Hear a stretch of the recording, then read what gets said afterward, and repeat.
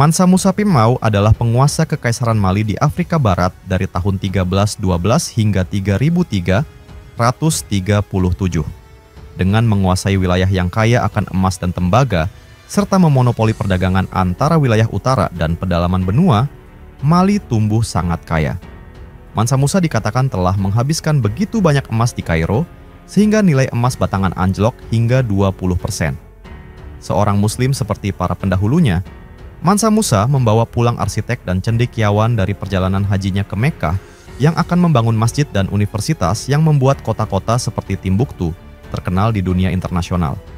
Namun, persinggahan Mansa Musa di Kairo pada tahun 1324 akan menyebarkan ketenaran Mali lebih jauh dan ke Eropa, di mana kisah-kisah hebat tentang kekayaan emas raja ini mulai menarik minat para pedagang dan penjelajah.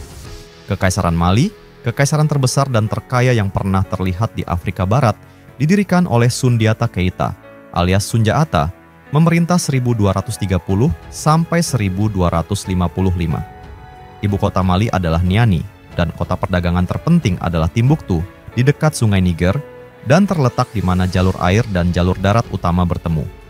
Kekayaan yang sangat besar diperoleh dari bertindak sebagai pusat perdagangan antara pesisir pedalaman dan selatan Afrika Barat dan Afrika Utara melintasi rute karavan gurun Sahara. Garam adalah komoditas utama yang diperdagangkan dari utara, sementara dari selatan datang emas dan gading. Kekaisaran itu akhirnya mencakup Ghana, Walata, Tatmeka, dan kerajaan Songhai, dan akhirnya membentang sampai ke pantai Atlantik. Penguasa pribumi mengadopsi Islam dari kontak mereka dengan pedagang Arab, dan Kekaisaran Mali dengan demikian akan memainkan peran penting dalam penyebaran Islam di Afrika Barat. Penduduk setempat, atau setidaknya penduduk kota, pindah agama, yang kemudian menciptakan komunitas yang kemudian menarik para ulama muslim dari utara, yang memperkuat cengkraman agama tersebut di wilayah tersebut. Para pemimpin setempat bahkan akan melakukan ziarah ke tempat-tempat suci Islam seperti Mekkah, termasuk penguasa terbesar mereka, Mansa Musa. Mansa Kanku Musa berkuasa pada tahun 1312 dan mewarisi kerajaan Mali yang telah makmur. Ia memerintah hingga tahun 1337. Mansa adalah gelar tradisional Mali yang berarti raja, dan Musa adalah cucu dari pendiri Sundiata Keita. Mansa Musa naik takhta setelah pendahulunya, Mansa Abu Bakar Sedudu, berlayar ke Atlantik dengan armada kapal yang besar dan tidak pernah terlihat lagi. Kerugian eksplorasi merupakan keuntungan Mali, dan Mansa Musa yang dicalonkan untuk memerintah sementara Abu Bakar Dudu memuaskan rasa ingin tahunya tentang apa yang ada di Cakrawala, akan menjadi salah satu penguasa terhebat dalam seluruh sejarah Afrika. Dengan jumlah pasukan sekitar 100.000 orang, termasuk korps kavaleri lapis baja sebanyak 10.000 kuda, dan dengan jenderal berbakat. Saran Mandian, Mansa Musa mampu memperluas dan mempertahankan Kekaisaran Mali yang luas, menggandakan wilayahnya, dan menjadikannya yang kedua terbesar setelah Kekaisaran Mongol pada saat itu. Mali menguasai tanah hingga Gambia dan Senegal bagian bawah di barat. Di utara, suku-suku ditaklukkan di sepanjang wilayah perbatasan Sahara Barat. Di timur, kendali menyebar hingga Gao di Sungai Niger, dan di selatan, wilayah Bure dan hutan yang kemudian dikenal sebagai Pantai Emas berada di bawah pengawasan Mali. Wilayah terakhir ini dibiarkan semi-independen karena produksi emas selalu jauh lebih tinggi ketika lebih banyak otonomi diberikan di sana. Kekaisaran Mali tidak akan pernah mengendalikan wilayah atau sumber daya alam yang begitu besar di bawah salah satu penguasa berikutnya.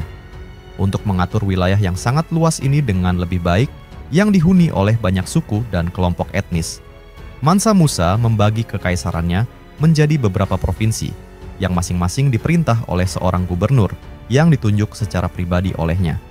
Administrasi semakin ditingkatkan dengan lebih banyak catatan yang disimpan dan dikirim ke kantor-kantor pemerintah terpusat di Niani.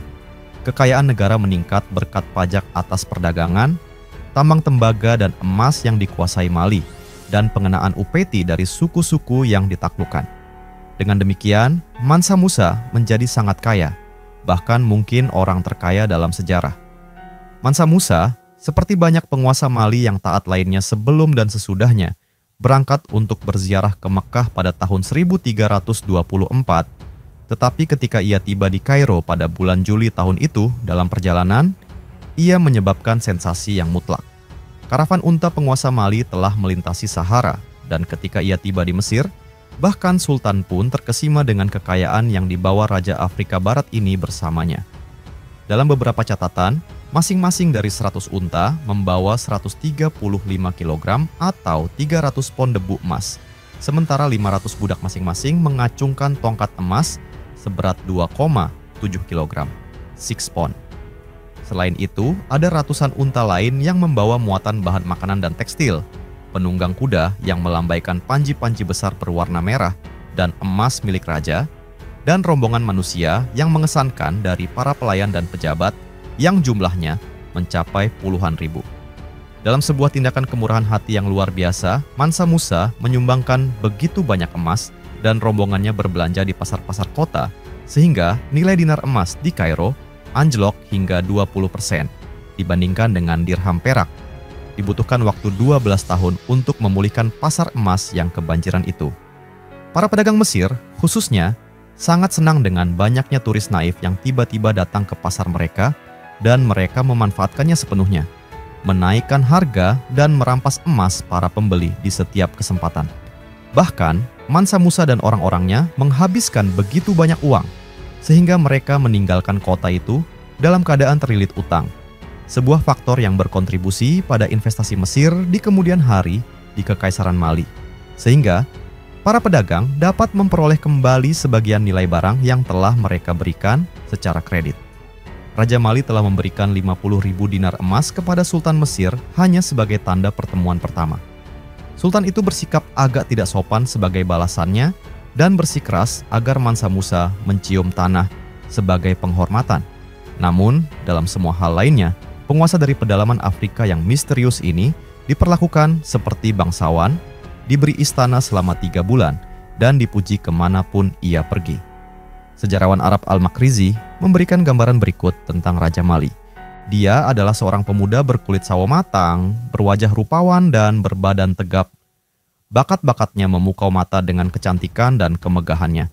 Sebuah indikasi dari kesan yang dibuat Mansa Musa adalah bahwa berita tentang kunjungannya ke Kairo akhirnya sampai ke Eropa. Di Spanyol, seorang pembuat peta terinspirasi untuk membuat peta rinci pertama di Eropa tentang Afrika Barat.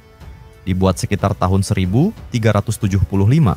Peta tersebut, bagian dari Atlas Catalan, memperlihatkan Mansa Musa duduk dengan anggun di atas takhta, mengenakan mahkota emas yang mengesankan, dan memegang tongkat emas di satu tangan dan, agak gembira, bongkahan besar atau bola emas di tangan lainnya.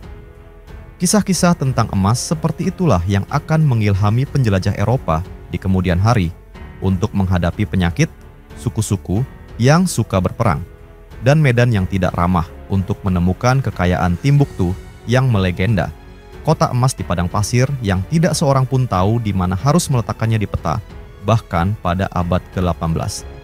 Setelah Kairo, Mansa Musa akan melanjutkan perjalanan ke Arabia, di mana ia membeli tanah dan rumah, sehingga para peziarah dari Mali yang mengikuti jejaknya dapat memiliki tempat tinggal. Raja terinspirasi oleh tempat-tempat suci yang dilihatnya di sana, dan sekembalinya ke Mali, ia membangun ruang pertemuan yang mempesona di Niani dan masjid-masjid di Gao dan Timbuktu.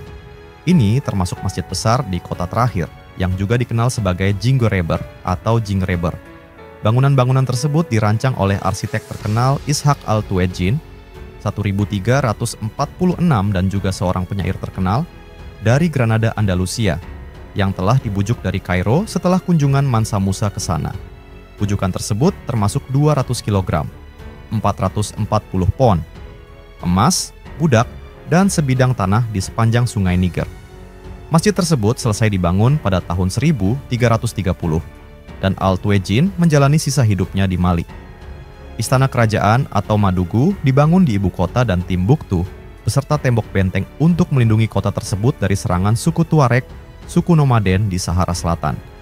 Karena kurangnya batu di wilayah tersebut, bangunan Mali biasanya dibangun menggunakan tanah yang dipadatkan, banco, yang diperkuat dengan kayu yang sering kali menonjol dari permukaan luarnya. Mansa Musa juga terinspirasi oleh universitas-universitas yang dikunjunginya selama ziarahnya, dan ia membawa kembali buku-buku dan cendekiawan ke Mali. Raja sangat mendorong pembelajaran Islam, khususnya di Timbuktu, yang dengan masjid-masjidnya universitas-universitas, dan banyak sekolah Al-Quran tidak hanya menjadi kota tersuci di wilayah Sudan di Afrika Barat, tetapi juga pusat budaya dan studi agama yang terkenal secara internasional. Selain itu, Mansa Musa mengirim cendekiawan agama asli ke Fez di Maroko untuk mempelajari apa yang mereka bisa dan kemudian kembali ke Mali sebagai guru. Dengan hubungan pendidikan ini, ada juga hubungan diplomatik dengan negara-negara Arab serta aliran investasi ke Mali, karena para pedagang Mesir dan lainnya mencari akses ke pergerakan barang-barang yang menguntungkan di seluruh Afrika Barat. Mansa Musa digantikan pertama kali oleh putranya Mansa Magan I, memerintah 3337 sampai 3441, yang juga memerintah sebagai bupati saat ayahnya melakukan ziarah yang terkenal, dan kemudian oleh saudaranya Mansa Sulaiman, bahwa pemerintahan Magan hanya berlangsung selama 4 tahun, dan tempatnya diambil oleh pamannya akan menunjukkan adanya permainan curang, tetapi bukti konkret kurang. Mansa Sulaiman memang melanjutkan promosi Islam saudaranya, dan Kekaisaran Mali akan makmur selama sekitar 1 abad sebelum rute perdagangan baru dibuka oleh Portugis. Penemuan ladang emas baru dan akses ke pantai selatan Afrika Barat berarti bahwa pada pertengahan abad ke-15, Mali tidak lagi memonopoli perdagangan di wilayah tersebut.